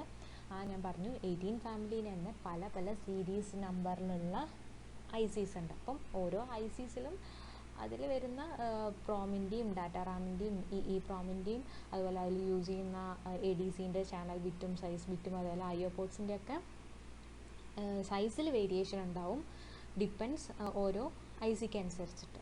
ഓക്കെ, ഇത് ഞാൻ ജസ്റ്റ് ജനറലായിട്ട് പറഞ്ഞിട്ടേ ഉള്ളൂ ടോപ്പിക്കിൻ്റെ കാര്യങ്ങൾ. ഓക്കെ, നെക്സ്റ്റ് നമ്മൾ നോക്കുന്നത് ഈ കാണിച്ചിട്ടുള്ളത് നമ്മുടെ പിക്ക് 18 ഫാമിലീൻ്റെ സിമ്പിളായിട്ടുള്ളൊരു ഇൻറ്റേർണൽ ബ്ലോക്ക് ഡയഗ്രം ആണ്. അപ്പം ഇതിൽ ഓരോ എലമെൻസും അതായത് അതിൻ്റെ ഉള്ളിൽ എന്തൊക്കെ വരുന്നുണ്ട് എന്നുള്ളതിൻ്റെ റെപ്രസെൻറ്റേഷനാണ്. എല്ലാം നിങ്ങൾക്ക് കേട്ടുപരിചയമുള്ള കാര്യങ്ങളാണ്. നമുക്ക് എക്സ്പ്ലെയിൻ ചെയ്ത് തുടങ്ങാം. First is our CPU. അതാണല്ലോ നമ്മുടെ മെയിൻ സെൻട്രൽ പ്രോസസ്സിംഗ് യൂണിറ്റ്. ആ CPU-ൻ്റെ അതായത് നമ്മുടെ കൺട്രോളറിന് പ്രോപ്പറായിട്ട് വർക്ക് ചെയ്യാൻ വേണ്ട ഫ്രീക്വൻസി പ്രൊവൈഡ് ചെയ്യുന്നതാണ് നമ്മുടെ അതിൻ്റെ തൊട്ട് താഴെ കാണിച്ചിട്ടുള്ള oscillator circuit with the crystals. Okay, അപ്പം first is our CPU, then ഞാൻ ദ ക്രിസ്റ്റൽ സർക്യൂട്ട് അല്ലെങ്കിൽ ഓസിലേറ്റർ സർക്യൂട്ടാണ് അതിന് ഫ്രീക്വൻസി ഓഫ് ഓസിലേഷൻസ് എന്താണോ വേണ്ടത് പ്രൊവൈഡ് ചെയ്യുന്നത്. പിന്നെ നോക്കിയാൽ നമുക്ക് ലെഫ്റ്റ് സൈഡിൽ ഏറ്റവും താഴെ കാണുന്നതാണ് നമ്മുടെ ഇൻ്ററപ്റ്റ് കൺട്രോൾ ലോജിക്. ഇൻ്ററപ്റ്റ്സ് നിങ്ങൾ കേട്ടിട്ടുണ്ടാവും. ഇതിനെക്കുറിച്ചൊക്കെ ഡീറ്റെയിൽ ആയിട്ട് നമുക്ക് പിന്നെ പറയാം. ഞാൻ ജസ്റ്റ് ഒന്ന് സിംപ്ലി പറഞ്ഞിട്ട് പോകണമെന്ന് മാത്രം. എന്തെങ്കിലും ഒരു വർക്ക് ചെയ്തുകൊണ്ടിരിക്കുമ്പം എന്തെങ്കിലും ഒരു ഡിസ്റ്റർബൻസ് വരുവാണെന്നുണ്ടെങ്കിൽ അതിനെല്ലാം ഹാൻഡിൽ ചെയ്യുന്നത് നമ്മുടെ ഇൻ്ററപ്റ്റ് കൺട്രോൾ ലോജിക് ആയിരിക്കും. ദെൻ പല മെമ്മറീസ് ഉണ്ടെന്ന് പറഞ്ഞു. പ്രോം ഉണ്ട്, ഈ പ്രോം ഉണ്ട്, റാം ഉണ്ട്. അപ്പം ആ മെമ്മറീസൊക്കെ ഇവിടെ ഉണ്ട്. പ്രോഗ്രാം റോം ഉണ്ട് നമ്മുടെ പ്രോഗ്രാംസിന് വേണ്ടിയിട്ട്. അത് പ്രോഗ്രാം ബസ്സുമായിട്ട് CPU-യിൽ കണക്ട് ചെയ്തിട്ടുണ്ട്. ദെൻ റാം ഉണ്ട് ആൻഡ് ഓൾസോ നമ്മുടെ ഫ്ലാഷ് മെമ്മറി ഇഇ പ്രോം ഉണ്ട്. പിന്നെ വരുന്നത് നമ്മുടെ സ്റ്റാക്ക് മെമ്മറിയും പ്രോഗ്രാം കൗണ്ടറും ആണ്. It's used for some special operations only. And അതിന് ശേഷം വേണ്ട പെരിഫറൽസ്, അതിൽ ഒന്ന് രണ്ട് പെരിഫറൽസേ ഇവിടെ കാണിച്ചിട്ടുള്ളൂ. First one is our timers, എന്തെങ്കിലും ടൈമിങ് ആൻഡ് കൗണ്ടിങ് ആക്ഷൻസിന് വേണ്ടിയിട്ട് ടൈമേഴ്സ് ഉണ്ട്, പിന്നെ നമ്മുടെ പോഡ്സ് ഉണ്ട്, പിന്നെ അതർ പെരിഫറൽസിൻ്റെ ഒരു സെക്ഷൻ കൊടുത്തിട്ടുണ്ട്. ബിക്കോസ് നമുക്ക് പിക്കിൽ ഇനിയും പല പല പെരിഫറൽസ് വരുന്നുണ്ട്. സീരിയൽ കമ്മ്യൂണിക്കേഷൻ ഉണ്ട്, കമ്പയർ ക്യാപ്ചർ മൊഡ്യൂൾസ് ഉണ്ട്, അങ്ങനെ കുറേ പെരിഫറൽസ് വരുന്നുണ്ട്. അതെല്ലാം കൂടെ ഒരൊറ്റ കുഞ്ഞു ബോക്സ് ആയിട്ട് അതർ പെരിഫറൽസ് എന്ന് പറഞ്ഞിട്ടുണ്ട്. അപ്പോൾ ഇതാണ് ബേസിക്കലി നമ്മുടെ പെരിഫറൽ ഇൻ്റർഫേസ് കൺട്രോളർ പിക്കിൻ്റെ 18 ഫാമിലീൻ്റെ ഏറ്റവും സിംപ്ലിഫൈഡ് ആയിട്ടുള്ള ഒരു ഇൻറ്റേർണൽ ബ്ലോക്ക് ഡയഗ്രാം. ഓക്കെ, നമ്മളിപ്പം ആ ബ്ലോക്ക് ഡയഗ്രാം പറഞ്ഞു. അതിലെ കുറച്ച് കാര്യങ്ങൾ ഇനി ആ ബ്ലോക്ക് ഡയഗ്രത്തിൽ വരുന്ന ബ്ലോക്സിൽ എന്തൊക്കെയാണ് എന്നാണ് ഇനി എക്സ്പ്ലെയിൻ ചെയ്യാൻ പോകുന്നത്. സോ ഫസ്റ്റ് നമ്മൾ പറയാൻ പോകുന്നത് പിക്കിൻ്റെ പ്രോഗ്രാം റോം അല്ലെങ്കിൽ പ്രോമിനെ കുറിച്ചിട്ടാണ്. സോ നമ്മൾ പറഞ്ഞു ഈ റോം മെമ്മറി കൺട്രോളേഴ്സിൽ നമ്മൾ യൂസ് ചെയ്യുന്നത് പ്രോഗ്രാം സ്റ്റോർ ചെയ്യാൻ വേണ്ടിയിട്ടാണ് യൂസ് ചെയ്യുന്നത്. പിന്നെ ഇതിനെ നമ്മൾ പ്രോഗ്രാം റോം എന്നോ അല്ലെങ്കിൽ കോഡ് റോം എന്നോ പറയും. പ്രോഗ്രാം സ്റ്റോർ ചെയ്യുന്നതുകൊണ്ട് തന്നെ പ്രോഗ്രാം റോം അല്ലെങ്കിൽ കോഡ് റോം എന്നാണ് നെയിം ചെയ്തിട്ടുള്ളത്. ആൻഡ് നമ്മുടെ പിക്ക് 18 സീരീസ് ഫാമിലിയിൽ മാക്സിമം നമുക്ക് 2 MB സൈസാണ് പ്രോഗ്രാം റോം അല്ലെങ്കിൽ കോഡ് റോമിനുള്ള അവൈലബിൾ ആയിട്ടുള്ളത്. അപ്പം ഈ 18 ഫാമിലിയിൽ തന്നെ പല സീരീസ് നമ്പർ ഉണ്ട്. അപ്പം ഈ എല്ലാ സീരീസ് നമ്പറിലും 2 MB കിട്ടും എന്നല്ല പറഞ്ഞത്. മാക്സിമം ചില സീരീസിൽ 2 MB ഉണ്ട്. അപ്പം ഇതിൻ്റെ സൈസ് എങ്ങനെയാണ് പറയാമെന്ന് വെച്ചാൽ 4K മുതൽ 128K വരെയാണ് ഇതിൻ്റെ സൈസ് വേരി ചെയ്യുന്നത്. ഓരോ സീരീസിലും ഓരോ ഫാമിലിക്കും ഓരോ സൈസായിരിക്കും. മാക്സിമം നമുക്ക് 2 MB കിട്ടുമെന്നാണ് പറയുന്നത്. ആൻഡ് ഈ പ്രോം മെമ്മറി തന്നെ പല രീതിയിലുള്ള ടൈപ്പിലുള്ള പ്രോം മെമ്മറീസ് പിക്ക് 18 ഫാമിലിയിലുണ്ട്. സച്ചസ് ഫ്ലാഷ് മെമ്മറീസ് ഉണ്ട്, അല്ലെങ്കിൽ OTP മെമ്മറീസ് ഉണ്ട്, അല്ലെങ്കിൽ മാസ്ക് മെമ്മറീസ് ഉണ്ട്. അപ്പം ഈ 18 ഫാമിലിയിൽ തന്നെ 18F 877, 18F 720 അങ്ങനെ പല പല സീരീസ് ഉണ്ട്. അപ്പോൾ ഓരോ സീരീസിലും ഓരോ രീതിയിലുള്ള പ്രോം മെമ്മറി ആയിരിക്കും ഉള്ളത്. ഈ ഫ്ലാഷ്, OTP, മാസ്ക് ഒക്കെ എന്താണെന്ന് നമ്മൾ ഇനി ഫർദർ പറയുന്നതായിരിക്കും. ഓക്കെ, ഇതാണ് നമുക്ക് സിംപ്ലി പറയുകയാണെങ്കിൽ മാക്സിമം 2 MB സൈസുള്ള പ്രോം അവൈലബിൾ ആണെന്നാണ് പറയുക 18 ഫാമിലിയിൽ. ഓക്കെ, നമ്മളിപ്പം പിക്ക് കൺട്രോളറിൻ്റെ പ്രോമിൻ്റെ കാര്യം പറഞ്ഞു. നെക്സ്റ്റ് നമ്മൾ പറയാൻ പോകുന്നത് പിക്ക് കൺട്രോളർ വിത്ത് UV EEPROM. സോ പിക്ക് ഇൻട്രൊഡ്യൂസ് ചെയ്തപ്പോൾ ഞാൻ പറഞ്ഞായിരുന്നു ആദ്യമൊക്കെ പിക്കിൽ പ്രോമോ അല്ലെങ്കിൽ EEPROM മെമ്മറിയാണ് യൂസ് ചെയ്തിട്ടുണ്ടായിരുന്നത്. ഇപ്പോഴാണ് ഫ്ലാഷ് മെമ്മറീസ് യൂസ് ചെയ്യുന്നതെന്ന് പറഞ്ഞു. സോ അപ്പം ആദ്യം നമ്മൾ EEPROM ആൻഡ് EEPROMs യൂസ് ചെയ്യുമ്പം നമുക്ക് ആ പ്രോഗ്രാം ആണല്ലോ ഇതിൽ സ്റ്റോർ ചെയ്യുന്നത്. അപ്പോൾ പ്രോഗ്രാമത്തിൻ്റെ ഉള്ളിൽ സ്റ്റോർ ചെയ്യാൻ വേണ്ടിയിട്ട് അതിൻ്റെ ബേണേഴ്സ് അല്ലെങ്കിൽ ഫ്യൂസേഴ്സ് ആവശ്യമുണ്ടായിരുന്നു. പിന്നെ എന്തെങ്കിലും കേസസിൽ നമുക്ക് പ്രോഗ്രാംസ് മാറ്റണം എന്നുണ്ടെങ്കിൽ അതിനെ മാച്ചു കളഞ്ഞിട്ട് വേണം എഗെയിൻ നമ്മൾ പ്രോഗ്രാം ചെയ്യാൻ. അതായത് ഒരിക്കൽ പ്രോഗ്രാം ചെയ്തു ICൻ്റെ ഉള്ളിലേക്ക്, ദെൻ അത് നമുക്ക് ശരിയായില്ല എന്തെങ്കിലും പറഞ്ഞിട്ടുണ്ടെങ്കിൽ എഗെയിൻ ആ പ്രോഗ്രാമിനെ മാറ്റി അടുത്ത പ്രോഗ്രാം അതിൻ്റെ ഉള്ളിലേക്ക് കാണും. അപ്പം അങ്ങനെ പ്രോഗ്രാം രണ്ടാമത്തെ അതിൽ ചെയ്യണം എന്നുണ്ടെങ്കിൽ ആദ്യത്തെ പ്രോഗ്രാമിനെ നമുക്ക് ഇറേസ് ചെയ്ത് കളയണം. അതിന് വേണ്ടിയിട്ടുള്ള UV EEPROM ഇറേസേഴ്സ് വേണം. അങ്ങനെ കുറേ സെക്ഷൻസ് ഉണ്ടായിരുന്നു. ഈ UV EEPROMs എന്താണെന്ന് വെച്ച് കഴിഞ്ഞാൽ നിങ്ങൾ കണ്ടിട്ടുണ്ടാവും 85ൻ്റെയും അല്ലെങ്കിൽ 500 ഒക്കെ കിറ്റിൽ ഒരു ICയിൽ ഒരു ചെറിയ ഗ്ലാസ് വിൻഡോ ഉള്ള ഒരു പ്രോം, അതാണ് UV EEPROM എന്ന് പറയുന്നത്. അപ്പം ഈ UV EEPROMൻ്റെ ഒരു ഇതെന്താണെന്ന് വെച്ച് കഴിഞ്ഞാൽ അറ്റ്ലീസ്റ്റ് ഒരു 20 മിനിറ്റ് ഒക്കെ എടുക്കും ഒരു പ്രോഗ്രാം ഇറേസ് ചെയ്ത് പിന്നെ അതിനെ റീപ്രോഗ്രാം ചെയ്യണമെന്നുണ്ടെങ്കിൽ. അപ്പം അതെന്ന് പറയുന്നത് കുറച്ച് ലെങ്തി പ്രൊസീജിയർ അല്ലേ. അപ്പം അതിൻ്റെ ടൈം ഈ ഒരു എന്താ പറയുക പ്രശ്നം മാറ്റാൻ വേണ്ടിയിട്ടാണ് ഒരു നെക്സ്റ്റ് ഇൻട്രൊഡക്ഷനായിട്ട് നമ്മൾ ഫ്ലാഷ് മെമ്മറി കൊണ്ടുവന്ന് ഈ EEPROM ഇലക്ട്രിക്കലി ഇറേസബിൾ പ്രോം കൊണ്ടുവന്ന്. സോ ഈ ഫ്ലാഷ് മെമ്മറിയിൽ like it's name it's very ഫാസ്റ്റായിട്ടാണ് ഇറേസിങ് ഒക്കെ നടക്കുന്നത്. അപ്പം അങ്ങനെ ഫ്ലാഷ് വന്നപ്പം പിന്നെ ഓൾമോസ്റ്റ് നമ്മുടെ ഈ പിക്കിലെ UV EEPROM പിക്കിനെ എല്ലാം മാറ്റി ഫ്ലാഷ് ആയി തുടങ്ങി. ഇപ്പം അധികം ഓൾമോസ്റ്റ് എല്ലാ പ്രൊഡ്യൂസ് ചെയ്യുന്ന പിക്കും ഫ്ലാഷ് മെമ്മറി വെച്ചിട്ടാണ്. എന്നാലും ഞാൻ UV EEPROM എന്താണെന്ന് നിങ്ങൾക്ക് അറിഞ്ഞിരിക്കാൻ വേണ്ടി ജസ്റ്റ് പറഞ്ഞത് മാത്രം. ഓക്കെ, ഇനി ഫ്ലാഷ് മെമ്മറിയുള്ള പിക് സീരീസാണ് പറയുന്നത്. സോ തൊട്ട് മുമ്പ് നമ്മൾ പ്രോം ഉള്ളത് പറഞ്ഞു, ദെൻ UV EEPROMൻ്റെ കേസ് പറഞ്ഞു. Next is our flash memory PIC series ആണ്. So as I said earlier നമ്മൾ ഫ്ലാഷ് മെമ്മറിയാണ് യൂസ് ചെയ്യുന്നുണ്ടെങ്കിൽ പിക്കിൻ്റെ സീരീസ് നെയിമിങ്ങിൽ എപ്പോഴും എഫ് എന്നുള്ളൊരു ഇൻഡിക്കേഷൻ ഉണ്ട്. അതാണ് അവിടെ നമ്മൾ എഴുതിയിട്ടുള്ള പിക്ക് 18F. ആ F is indicating the flash memory. Okay, so നേരത്തെ പറഞ്ഞ പോലെ UV EEPROM ആണ് യൂസ് ചെയ്യുന്നതെന്നുണ്ടെങ്കിൽ ഒരു പ്രോഗ്രാമിനെ നമ്മൾ മാറ്റി റീഅറേഞ്ച് ചെയ്ത് പുതിയ പ്രോഗ്രാം ചെയ്യണമെങ്കിൽ ഇറ്റ്സ് വെരി ലെങ്തി ടൈം എടുക്കും, അറ്റ്ലീസ്റ്റ് 20 minutes എങ്കിലും എടുക്കും. അപ്പം ഈ ഒരു ടൈം ഡിലേ അവോയ്ഡ് ചെയ്തിട്ടാണ് നമ്മുടെ പുതിയ ഈ ഫ്ലാഷ് വേർഷൻ അല്ലെങ്കിൽ ഇലക്ട്രിക്കലി ഇറേസബിൾ പ്രോം കൊണ്ടുവന്നത്. അപ്പം ഈ ഫ്ലാഷ് വെച്ചിട്ട് നമുക്ക് വിത്തിൻ സെക്കൻഡ്സിൽ പ്രോഗ്രാം ഇറേസ് ചെയ്തിട്ട് രണ്ടാമത്തെ പ്രോഗ്രാം യൂസ് ചെയ്യാൻ പറ്റും. അപ്പം നേരത്തെ പറഞ്ഞ പോലെ ഇവിടെ എന്താണെങ്കിലും ഒരു ബർണർ ആവശ്യമാണ്. അതായത് പ്രോഗ്രാം അതിലേക്ക് ഫ്യൂസ് ചെയ്യാൻ അല്ലെങ്കിൽ ഐസിൻ്റെ ഉള്ളിലേക്ക് പ്രോഗ്രാം ഫ്യൂസ് ചെയ്യാൻ വേണ്ടിയിട്ട് ബർണറിൻ്റെ ആവശ്യമുണ്ട്. പക്ഷേ ആ പ്രോഗ്രാം എന്തെങ്കിലും തെറ്റിയിട്ടുണ്ടെങ്കിൽ അതിനെ ഇറേസ് ചെയ്ത് കളയാൻ വേണ്ടിയിട്ട് ഒരു സെപ്പറേറ്റ് ഇറേസറിൻ്റെ ആവശ്യമില്ല. UV EEPROM പറഞ്ഞപ്പം നമുക്കവിടെ ബേണറും ഇറേസറും ആവശ്യമായിരുന്നു. പക്ഷേ ഇവിടെ ഫ്ലാഷ് മെമ്മറിയാണ് യൂസ് ചെയ്യുന്നുണ്ടെങ്കിൽ ഓൺലി നമുക്ക് ബേണർ മതി, ഇറേസറിൻ്റെ ആവശ്യമില്ല. ബിക്കോസ് ഇലക്ട്രിക്കലി ഇറേസബിൾ ആകുമ്പോൾ നമ്മുടെ കൊടുക്കുന്ന ഇലക്ട്രിസിറ്റീൻ്റെ വേരിയേഷൻ അനുസരിച്ചിട്ടാണ് പ്രോഗ്രാമിലെ പ്രോഗ്രാംസ് എല്ലാം ഇറേസ് ചെയ്ത് പോകുന്നത്. Then we can rewrite with burner. Okay, അപ്പം കുറച്ചും കൂടെ ഈസിയാണ്, എക്സ്ട്രാ ഒരു ഇറേസറിൻ്റെ ആവശ്യമില്ല, ഫാസ്റ്റായിട്ട് കാര്യങ്ങൾ ചെയ്യും. അതുകൊണ്ട് തന്നെ ഇപ്പം വരുന്ന എല്ലാ പിക് ഫാമിലി സീരീസും വിത്ത് ഫ്ലാഷ് മെമ്മറി അല്ലെങ്കിൽ EEPROM വെച്ചിട്ടാണ് വരുന്നത്. ഓക്കെ, അതാണ് ഫ്ലാഷിൻ്റെ കേസ്. ഓക്കെ, നെക്സ്റ്റ് ഒരു കാറ്റഗറി വരുന്നതാണ് OTP version of PIC. That means one time programmable PIC. ഇപ്പം ഈ വൺ ടൈം പ്രോഗ്രാമബിൾ പിക് എന്ന് പറഞ്ഞാൽ അതിൻ്റെ നെയിം ഇൻഡിക്കേറ്റ് ചെയ്യുന്ന പോലെ നമുക്കൊരൊറ്റ തവണ അതിൽ പ്രോഗ്രാം ചെയ്യാൻ പറ്റുള്ളൂ. നമ്മൾ ഇത്രയും പറഞ്ഞപ്പം ഈ UV EEPROM ആണെങ്കിലും EEPROM ആണെങ്കിലും ഒക്കെ നമുക്ക് മൾട്ടിപ്പിൾ ടൈംസ് തെറ്റിയിട്ടുണ്ടെങ്കിലും പിന്നെയും ഇറേസ് ചെയ്ത് വീണ്ടും റീപ്രോഗ്രാം ചെയ്യാൻ പറ്റും. പക്ഷേ ഈ OTPൻ്റെ കേസിൽ നമുക്ക് അങ്ങനെ പറ്റില്ല. വൺസ് ചെയ്ത് കഴിഞ്ഞാൽ കഴിഞ്ഞു, പിന്നെ അത് ഒന്നും ചെയ്യാൻ പറ്റില്ല.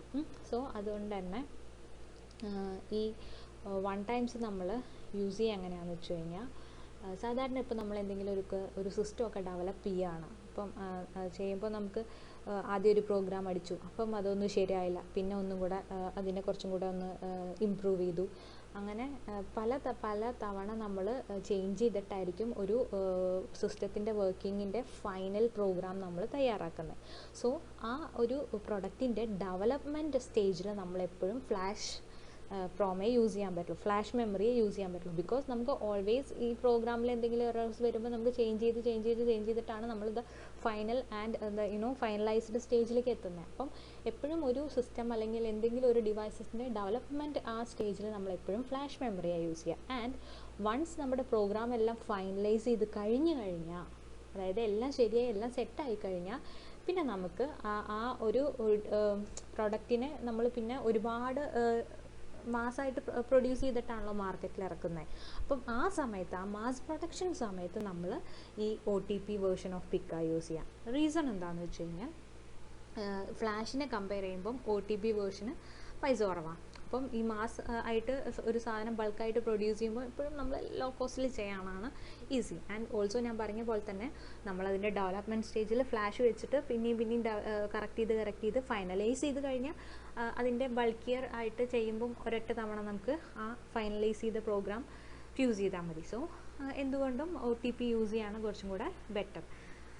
ആൻഡ് OTPൻ്റെ ഒരു പ്രശ്നം എന്താണെന്ന് വെച്ച് കഴിഞ്ഞാൽ, നമ്മൾ ഒരിക്കൽ ചെയ്ത് കഴിഞ്ഞാൽ പിന്നെ അത് ഒരിക്കലും റീപ്രോഗ്രാം ചെയ്യാനോ മോഡിഫൈ ചെയ്യാനോ പറ്റില്ല. Okay, and one more thing ഞാൻ പറയാൻ വിട്ടുപോയത്, ഫ്ലാഷ് മെമ്മറീനെ ഇൻഡിക്കേറ്റ് ചെയ്യാൻ നമ്മൾ പിക്കിൻ്റെ സീരീസിലെ F ഇൻഡിക്കേറ്റ് ചെയ്യുന്ന പോലെ OTP വേർഷനെ ഇൻഡിക്കേറ്റ് ചെയ്യാൻ ക്യാപിറ്റൽ C ലെറ്ററാണ് യൂസ് ചെയ്യുക series നെയിമിൽ.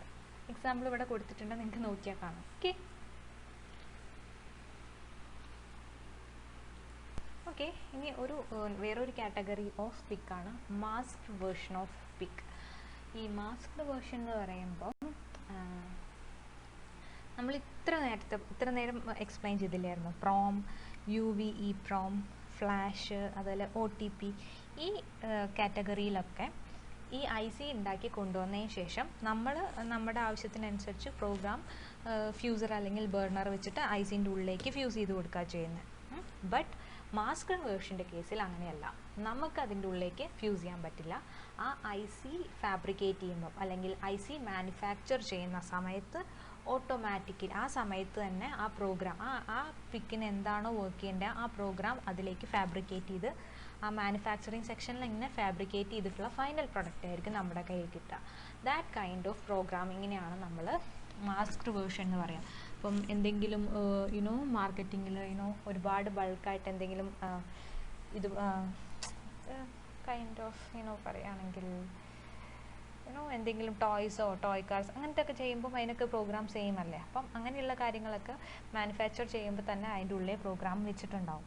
That kind of bulk പ്രൊഡക്ഷനിലൊക്കെ നമ്മൾ മാസ്ക്ഡ് വേർഷനാണ് യൂസ് ചെയ്യാം. ഓക്കെ, ബാക്കിയുള്ള മെമ്മറീസിനെയൊക്കെ വെച്ച് നോക്കുമ്പം ഇത് കുറച്ചും കൂടെ ചീപ്പസ്റ്റ് ആണെന്നാണ് പറയുന്നത്. ഓക്കെ, അപ്പോൾ ഇത്രയാണ് ഓൾമോസ്റ്റ് ഈ റോമിൻ്റെ കേസിൽ, അതായത് പ്രോഗ്രാം മെമ്മറീസിൻ്റെ വെറൈറ്റി ഓഫ് വരുന്നത്. ഓക്കെ, അപ്പോൾ നമ്മൾ ഇത്ര നേരം എക്സ്പ്ലെയിൻ ചെയ്തിരുന്നത് PIC 18ൻ്റെ ബ്ലോക്ക് ഡയഗ്രാം കാര്യങ്ങളുമാണ്. അപ്പോൾ ബ്ലോക്ക് ഡയഗ്രത്തിൽ ഇത്രയും നേരം പറഞ്ഞത് അതിൻ്റെ പ്രോഗ്രാം മെമ്മറി, റോം എന്ന് പറയുന്ന പ്രോഗ്രാം സ്റ്റോർ ചെയ്യാനാണ് പറഞ്ഞത്. അതിൻ്റെ വൈഡ് വെറൈറ്റിയാണ് നമ്മൾ പറഞ്ഞത്. ഏതൊക്കെ ഉണ്ടായിരുന്നു? പ്രോം ഉണ്ടായിരുന്നു, UVE-PROM ഉണ്ടായിരുന്നു, ഫ്ലാഷ് ഉണ്ടായിരുന്നു, OTP, മാസ്ക് വേർഷൻ, ഇതെല്ലാം പ്രോഗ്രാം സ്റ്റോർ ചെയ്യാൻ വേണ്ടിയിട്ടുള്ള മെമ്മറി സ്പേസസ് ആയിരുന്നു. Next we are going to the data section. Data store ചെയ്യാനുള്ള മെമ്മറി സെക്ഷൻസ് ആണ്. അതിൽ നമ്മൾ ഡാറ്റ റാമും EEPROM-ഉം യൂസ് ചെയ്യുന്നുണ്ട്. EEPROM നമ്മൾ പ്രോഗ്രാമിന് വേണ്ടിയിട്ടാണെന്ന് പറഞ്ഞു. ബട്ട് എന്നിരുന്നാൽ കൂടെ ചില ക്രിട്ടിക്കൽ കണ്ടീഷൻസിൽ വെരി ക്രിട്ടിക്കൽ ഡാറ്റാസ് സ്റ്റോർ ചെയ്യാൻ വേണ്ടിയിട്ട് നമ്മൾ EEPROM യൂസ് ചെയ്യുന്നുണ്ട്. അത് ലേറ്റർ നമുക്ക് എക്സ്പ്ലെയിൻ ചെയ്യാം. സോ ഫസ്റ്റ് നമ്മൾ പറയാൻ പോകുന്നത് റാമിൻ്റെ കേസാണ്. അപ്പം ബേസിക്കലി പറയുവാണെങ്കിൽ റോം എന്ന് പറയുന്നത് പ്രോഗ്രാമിന് വേണ്ടിയിട്ടും റാം ഡാറ്റ സ്റ്റോറേജിന് വേണ്ടിയിട്ടുമാണ്. ആൻഡ് നമ്മുടെ PIC 18 ഫാമിലിയിൽ നമുക്ക് മാക്സിമം റാമിൻ്റെ സൈസ് എന്ന് പറയുന്നത് അവൈലബിൾ ആയിട്ടുള്ളത് 496 ബൈറ്റ് അഥവാ 4 കിലോബൈറ്റ് ആണ്. ഈ 4K എന്ന് പറയുന്നത് എല്ലാ 18 സീരീസിലെ എല്ലാ ICക്കും കിട്ടണമെന്നില്ല. അത് ഓരോരോ സീരീസിലും വ്യത്യാസമുണ്ട്. സൈസ് 256 ബൈറ്റ് മുതൽ 4 കിലോബൈറ്റ് വരെയാണ് വേരി ചെയ്യുന്നത്. ഓക്കെ, ഇനി ഈ നമ്മുടെ ഡാറ്റ റാം തന്നെ എഗെയിൻ 2 സെക്ഷനായിട്ട് മാറിയിട്ടുണ്ട്. അതിൽ ഒന്ന് GPR അല്ലെങ്കിൽ ജനറൽ പർപ്പസ് റാമും രണ്ടാമത്തെ സെക്ഷൻ എന്ന് പറയുന്നത് സ്പെഷ്യൽ ഫങ്ഷൻ രജിസ്റ്റേഴ്സുമാണ്, SFRs. ഐ തിങ്ക് GPRും SFRs ഒക്കെ ഓൾറെഡി 8051-ൽ പഠിച്ചിട്ടുണ്ടാവും. ഇല്ലെങ്കിൽ നമുക്ക് ഇപ്പോൾ ജസ്റ്റ് ഒന്ന് നോക്കാം. ഓക്കെ, നെയിം ഇൻഡിക്കേറ്റ് ചെയ്യുന്ന പോലെ ജനറൽ പർപ്പസ് റാമിൽ ജനറലായിട്ട് വരുന്ന കോമൺ ഡാറ്റാസും അതിൻ്റെ കളക്ഷൻസൊക്കെ നമ്മൾ സാധാരണ ഇപ്പം എന്തെങ്കിലും അഡീഷൻ, സബ്ട്രാക്ഷൻ അങ്ങനെയുള്ള കാര്യങ്ങൾക്കൊക്കെ സ്റ്റോർ അല്ലെങ്കിൽ യൂസ് ചെയ്യുന്ന ഡാറ്റാസൊക്കെ നമ്മൾ സ്റ്റോർ ചെയ്യാൻ യൂസ് ചെയ്യാൻ നമ്മുടെ ഈ ജനറൽ പർപ്പസ് റാമിൻ്റെ ഏരിയ ആണ്. ആൻഡ് സ്പെഷ്യൽ ഫങ്ഷൻ രജിസ്റ്റേഴ്സ് എന്ന് പറഞ്ഞാൽ എന്തെങ്കിലും ഒരു സ്പെസിഫിക് ആയിട്ടുള്ള കാര്യം മാത്രം സ്റ്റോർ ചെയ്യാൻ വേണ്ടിയിട്ട്, അപ്പം ആ സ്പെസിഫിക് ഡാറ്റ മാത്രമേ അവിടെ കൊണ്ടുപോയി സ്റ്റോർ ചെയ്യാൻ പറ്റൂ. അങ്ങനെ സ്പെഷ്യൽ ഫീച്ചേഴ്സിന് വേണ്ടിയിട്ട് മാറ്റി വെച്ചിട്ടുള്ളതാണ് SFRs. അപ്പം PIC സീരീസിൻ്റെ 18 സീരീസിലെ എല്ലാ സീരീസിലും SFRൻ്റെ സൈസ് ഫിക്സഡ് ആയിരിക്കും. ഓക്കെ, അപ്പം നമ്മൾ ശരിക്കും പറഞ്ഞാൽ ഒരു PIC 18 ഫാമിലീൻ്റെ റാം സൈസ് പറയുമ്പം ശരിക്കും അവിടെ ഉദ്ദേശിക്കുന്നത് GPRൻ്റെ സൈസാണ്. റാം നമ്മൾ നോക്കി ഇപ്പോൾ പറഞ്ഞില്ലേ 256 മുതൽ 4K വരെ വേരി ചെയ്യുന്നുണ്ട്. ആ വേരി ചെയ്യുന്ന സൈസ് എന്ന് പറയുന്നത് GPRൻ്റെ സൈസ് ആയിരിക്കും. കാരണം SFR ഓൾവേസ് ഫിക്സഡ് ആണ്. ബിക്കോസ് അത് സ്പെഷ്യൽ ഫങ്ഷൻ ഇപ്പോൾ ഏതെങ്കിലും ഒരു പെർട്ടിക്കുലർ ലൈക്ക് ഫ്ലാഗ്സ് അങ്ങനെയുള്ള കാര്യങ്ങളൊക്കെ SFRs. അപ്പോൾ അതിൻ്റെയൊക്കെ സൈസ് ഫിക്സഡ് ആണ്, അതൊരിക്കലും മാറുന്നില്ല. അപ്പം നമ്മൾ റാം സൈസ് പറയുമ്പോൾ എപ്പോഴും GPRൻ്റെ സൈസാണ് അവിടെ ഇൻഡിക്കേറ്റ് ചെയ്യുന്നത്. ഓക്കെ, ബാക്കി നെക്സ്റ്റ് സ്ലൈഡിൽ നോക്കാം. ഓക്കെ, നമ്മുടെ റാമിലെ GPR സെക്ഷൻ ഞാൻ പറഞ്ഞായിരുന്നു. ഡാറ്റ റീഡ് ചെയ്യാനും റൈറ്റ് ചെയ്യാനും അതുപോലെ ഡാറ്റ മാനിപ്പുലേഷനൊക്കെയാണ് നമ്മൾ കോമൺ ആയിട്ട് യൂസ് ചെയ്യാറ്. ആൻഡ് അതേപോലെ തന്നെ ആ GPRനെ നമ്മൾ ബാങ്ക്സ് ആയിട്ട് ഡിവൈഡ് ചെയ്തിട്ടുണ്ട്. അതായത് ഒരു ഫുൾ ഡാറ്റ GPRനെ സെക്ഷൻസ് ആയിട്ട് ഡിവൈഡ് ചെയ്തിട്ടുണ്ട്. അതിനാണ് ഈ ബാങ്ക്സ് എന്ന് പറയുന്നത്. അപ്പോൾ ഓരോ സെക്ഷൻ്റെയും സൈസ് എന്ന് പറയുന്നത് 256 ബൈറ്റ്സ് ആയിരിക്കും. ഓക്കെ, അങ്ങനെ പല പല ബാങ്ക്സ് ആയിട്ടാണ് GPRനെ നമ്മൾ ഈ പിക്കിൻ്റെ ഉള്ളിൽ അറേഞ്ച് ചെയ്തിട്ടുള്ളത്. അപ്പോൾ ഇത്രയാണ് റാമിൻ്റെ കേസിൽ വരുന്നത്. റാം GPRും SFRും ഉണ്ട്. SFR ഓൾവേസ് ഫിക്സഡ് ആയിരിക്കും. GPR ആണ് നമ്മുടെ ജനറൽ ആയിട്ടുള്ള ഡാറ്റ പ്രോസസ്സിങ്ങിനും മാനിപ്പുലേഷനും സ്റ്റോറേജിനും ഒക്കെ യൂസ് ചെയ്യുന്ന ഡാറ്റ ടെമ്പററി കാര്യങ്ങൾക്കൊക്കെ. ഇനി ഞാൻ നേരത്തെ പറഞ്ഞായിരുന്നു ഈ പ്രോം അല്ലെങ്കിൽ ഫ്ലാഷ് നമ്മൾ ചിലപ്പോൾ ഡാറ്റ സ്റ്റോർ ചെയ്യാനും യൂസ് ചെയ്യാറുണ്ട്. അത് ആണ് ഇനി അടുത്ത് പറയുന്നത്. എന്തെങ്കിലും ഒരു അതായത് വളരെ റെയറായിട്ട് മാത്രം യൂസ് ചെയ്യുന്ന ഡാറ്റാസൊക്കെ ക്രിട്ടിക്കലി നമ്മൾ അല്ലെങ്കിൽ അങ്ങനെയൊക്കെ യൂസ് ചെയ്യാൻ വേണ്ടിയിട്ട് ഈ പ്രോമും അവിടെ ഡാറ്റ സ്റ്റോറേജിന് വേണ്ടിയിട്ട് നമ്മൾ യൂസ് ചെയ്യാറുണ്ട്. ഓക്കെ, ഇത്രയേ ഉള്ളൂ ഡാറ്റ റാമിൻ്റെ കേസസ്. ഓക്കെ, ദെൻ ഇവിടെ ഒരു ടേബിൾ കൊടുത്തിട്ടുണ്ട്. അത് PIC 18 ഫാമിലി സീരീസിൽ വരുന്ന ഡിഫറെൻറ്റ് ICs ആണ്. ആ ഓരോ ICസിലും വരുന്ന PROM memory, data Ram memory, flash എത്രയാണ്, ഫ്ലാഷ് മെമ്മറി എത്രയാണ്, അതിൽ എത്ര IO പിൻസ് വരുന്നുണ്ട്, എന്താണ് ADCൻ്റെ സൈസ്, ടൈമേഴ്സ് എത്ര എണ്ണം വരുന്നുണ്ട്, പിന്നെ അതുപോലെ എത്ര പിൻ നമ്പർ ആൻഡ് എന്ത് പാക്കേജാണ്, അങ്ങനെയുള്ള കാറ്റഗറിയാണ്. നിങ്ങളൊന്ന് നോക്കിയാൽ നിങ്ങൾക്ക് മനസ്സിലാവും. പ്രത്യേകിച്ചൊന്നും പറയാനില്ല. ഓക്കെ, നമ്മളിപ്പം ബ്ലോക്ക് ഡയഗ്രത്തിൽ വന്ന മെമ്മറീസ് എല്ലാം കവർ ചെയ്തു. That means PROM, Ram, PROM ഇതെല്ലാം കവർ ചെയ്ത് കഴിഞ്ഞു. നെക്സ്റ്റ് നമ്മൾ IO പിൻസ് ആണ് നോക്കുന്നത്. സോ IO പിൻസ് എന്ന് പറഞ്ഞാൽ ഇൻപുട്ട് ഔട്ട്പുട്ട് എക്സ്റ്റേണലായിട്ട് കണക്ട് ചെയ്യാൻ ആണ് IO പിൻസ് യൂസ് ചെയ്യുന്നത്. തൊട്ട് മുമ്പ് നമ്മൾ നോക്കിയിട്ടുള്ള ടേബിൾ നോക്കിയാൽ നിങ്ങൾക്ക് അറിയാൻ പറ്റും. PIC 18 ഫാമിലിയിൽ 16 പിൻസ് മുതൽ 70 പിൻസ് വരെയാണ് IOക്കായിട്ട് ഡിസൈഡ് ചെയ്ത് വെച്ചിരിക്കുന്നത്, ഡിപ്പെൻഡിങ് ഓൺ ഡിഫറെൻറ്റ് സീരീസസ്. ഓക്കെ, അപ്പം ഈ ഒരു PIC ICക്ക് എത്ര നമ്പർ ഓഫ് ടോട്ടൽ പിൻസ് ഉണ്ട്, അതിനനുസരിച്ചിട്ടാണ് അതിൻ്റെ IO വരുന്നത്. ഇപ്പം 18 പിൻ നമ്പറുള്ള സീരീസിൽ ആണ് 16 വന്നത്. ലൈക്ക് വൈസ് 80 പിൻ പാക്കേജിലാണ് 70 പിൻസ് IO ആയിട്ട് ഡിസൈഡ് ചെയ്തിട്ടുള്ളത്. ഇനി ഇതിനെക്കുറിച്ചിട്ട് ഡീറ്റെയിൽ ആയിട്ട് നമ്മൾ വരുമ്പോൾ ആർക്കിടെക്ചർ വരുമ്പോൾ പഠിക്കാം. ഓക്കെ, ഇത് ജസ്റ്റ് എന്തൊക്കെയാണ് IO എത്ര നമ്പർ വരുന്നുണ്ട് നിങ്ങൾക്ക് ആ ടേബിൾ നോക്കിയാൽ കമ്പാരിസൺസ് വെരി ഈസി. ഓക്കെ, ഇനി നമ്മുടെ ബ്ലോക്ക് ഡയഗ്രത്തിൽ ബാക്കി വരുന്ന PICൻ്റെ പെരിഫറൽസ് ആണ്. ആൻഡ് PIC 18 ഫാമിലിയിൽ കോമൺ ആയിട്ട് വരുന്ന പെരിഫറൽസ് എന്ന് പറയുന്നത് ADC, ടൈമേഴ്സ് ആൻഡ് യുസാർഡ്സ് ആണ്. യുസാർഡ്സ് ഞാൻ പറഞ്ഞു, universal synchronous asynchronous receiver transmitter. അത് സീരിയൽ കമ്മ്യൂണിക്കേഷന് ഹെൽപ്പ് ചെയ്യാൻ വേണ്ടിയിട്ടുള്ളതാണ്. പിന്നെ ADC നിങ്ങൾക്കറിയാം, അനലോഗ് ടു ഡിജിറ്റൽ കൺവേർട്ടർ.